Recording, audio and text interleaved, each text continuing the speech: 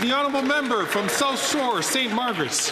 There is so much Liberal corruption that they're covering up their cover-up of the $400 million corruption of the Liberal Green Slush Fund. The Speaker ruled that the NDP Liberals violated a House order to turn the Green Slush Fund documents over to the RCMP for investigation. How much worse is the corruption that the NDP Liberals are refusing to respect the order of the Speaker, pushing aside all the work of doubling the housing costs that the Liberals have done, inflation and crime? We can get back to the business of this House if the NDP Liberals just end the cover-up and turn the documents over to the RCMP. Why won't they? The Honourable Leader of the Government in the House of Commons. Mr. Speaker, if we're going to be mansplained to, they could at least try and get it right. But the fact of the matter is that you ruled very clearly that this matter should go to the House committee. If the members opposite would like to read your full ruling, they can go do that, or I can table it in the House for them to read. But I would encourage them to not just cherry pick parts of your ruling, but to actually follow it as opposed to what they're doing. We're happy for this matter to move on, for it to go to committee, for it to be studied. It's only the Conservatives that are holding this place up. Thank you, Mr. Speaker. Honourable member from South Shore, St. Margaret's. Sorry, Mr. Speaker. Every time I meet with a Liberal, I have to check for my wallet. And they just took $400 million of taxpayer money and funneled it to Liberals in the Green Slush Fund. Why are they ignoring an order of this House? Why are they preventing us from getting to the business of the House, since they won't turn over the documents to the RCMP? If the Prime Minister won't end the cover-up, we'll at least call a carbon tax election so Canadians can get the Green Slush Fund money back. The Honourable Minister of Justice and Attorney General. Mr. Speaker, every time I meet a Conservative, I have to search for some semblance of reason. When we talk about what's going on here, let's think about why your ruling said send it back to the committees, Mr. Speaker. Your ruling said that because this has never been done. Because you know what happens normally when you ask for documents in your law enforcement? You go to a court of law. You don't go into a partisan arena such as the House of Commons, because a court of law, a judge weighs things called charter interests, like your expectation of privacy, like your right to be free from unreasonable search and seizure. Those are important considerations. We will stand by them every time.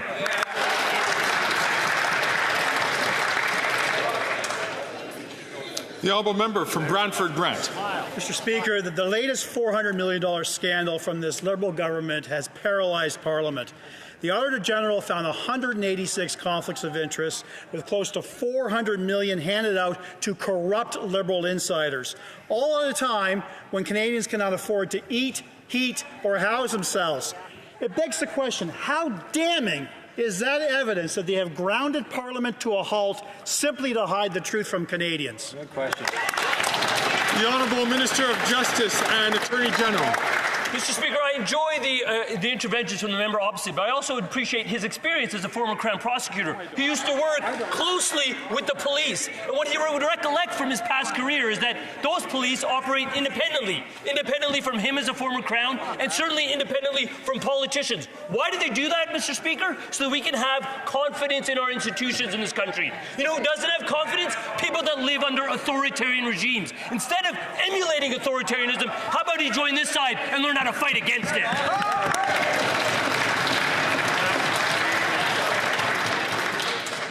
Colleagues, please. I'm going to ask the honourable member from Wellington, Halton Hills, please not to raise his voice when he is not recognised by the chair. The honourable member. The honourable member from Brantford Brant. Speaker, you ruled that the NDP Liberals violated a House order by withholding evidence regarding their $400 million scandal, effectively obstructing justice, to which the Minister of Justice should be aware of. Their refusal to respect your ruling has paralysed Parliament, pushing aside all our work to address the doubling of housing costs, food inflation, and the rise in crime and chaos. The time to end the cover-up is now. When will they hand over the documents so that we can get accountability for corruption and get Parliament back to work? The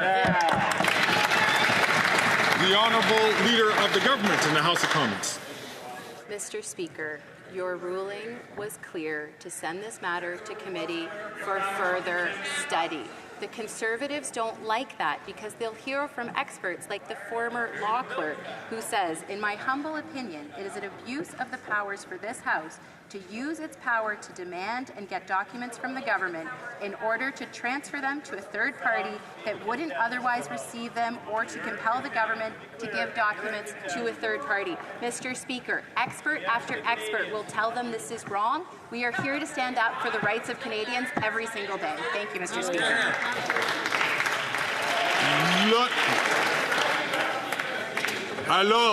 Order, please. The honourable member for Lévis-Lotbinière. Mr. Speaker, according to one senior civil servant, there's a lot of negligence and laziness, and there's also sheer incompetence, and the situation is simply unsustainable. And the SDTC activities are almost at the level of the sponsorship scandal when it comes to the allocation of funds. Canadians' tax dollars are being squandered without consideration, and nothing's being done on the other side of the House to remedy the situation. Will this Liberal government deal with this scandal as quickly as possible? The Honourable Minister of Innovation. Mr. Speaker, the Conservatives are waking up. As if this was news.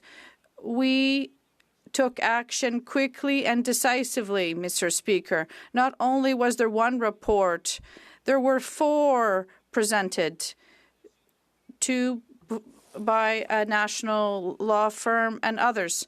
We investigated, we took action, and it is time, Mr. Speaker, for this Parliament to resume its work in the interest of all Canadians. Thank you. The Honourable Minister for Lévis-Lotbinière. Mr. Speaker, in the green slush fund scandal, the government is openly refusing to provide the documents required for the RCMP to investigate corruption at SDTC, where the Liberals allowed their friends to benefit from taxpayers' dollars, as uncovered by the Auditor General. Mr. Speaker, will the Liberals put an end to the cover-ups and provide the police with the evidence so that the Parliament can work in the interest of all Canadians? The Honourable Minister of Public Services and Procurement. Thank you very much, Mr. Speaker.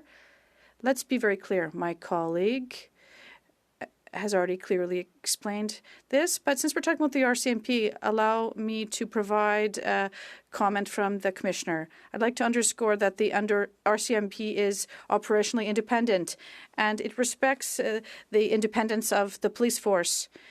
This principle guarantees that the government cannot direct or influence the enforcement of law, and that includes members of this House.